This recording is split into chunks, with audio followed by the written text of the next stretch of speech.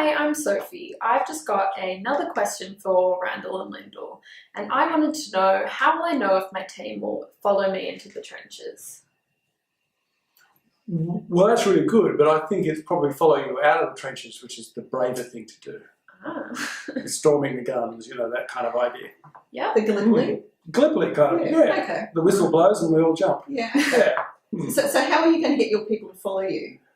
With a whip and a gun. All right. No, I think seriously, this is a question I think a lot of chief executives and a lot of divisional managers ask all the time, is that when it really gets tough, what do we do? And we actually know quite a lot about this because we've got research from people like 9/11, first responders, military divisions in battle and so on. So we do know quite a bit about actually what's required here. So it's trust, isn't it? I mean, the fundamental connection. So again, it comes back to that point which we've discussed before, which is the power of being a leader or leadership is in your connection with your team. And the strength of that connection is cemented with trust. I mean, it doesn't exist without trust. Yeah, and if you look at those studies of leaders in crisis situations where, it's life or death kind of situations, what we know from those studies is that people look to leaders to give them direction and structure, but, and this is a really important but, they don't just follow anybody.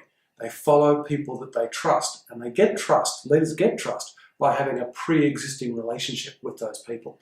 So there's what work a leader does with the group before the crisis is really crucial in terms of how they'll behave in the crisis. I think that's important even when we're not talking about crisis. So, I often say if you want to have a really effective team, and we're talking about high performance, you need to have a relationship away from task. And you need to have a foundation of a good relationship.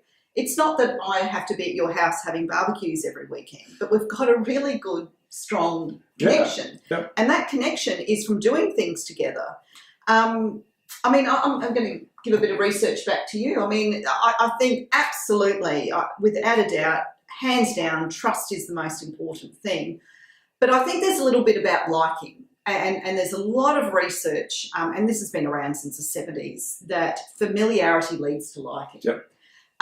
And so I think by leaders working with their team, they get familiar with each other, they've got that foundation of a relationship, and actually they get to like each other. Yeah, and in fact we also see people ignoring a leadership's directions if they don't have that trust, to their own detriment, to where they actually may die as a result of not following it. But that's how important that trust issue becomes. So if people aren't following you out of the trenches, it's probably because you haven't got that basis of trust in the first place.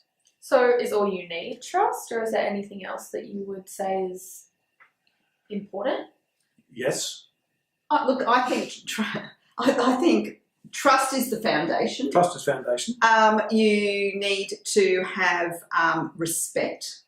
And I think, they're interwoven together, but there's something about respecting difference. There's something around patience, which comes with respect, as well as that trust. Yeah, and I think this idea of the extra thing I'd add to it, which is actually part of trust, is that when you provide direction or provide structure, that the group understands that you're doing it in their best interests. Yeah. And the way they understand that is because they see you as one of them, and why would you do something that wouldn't be in your own interests? Yeah, agree.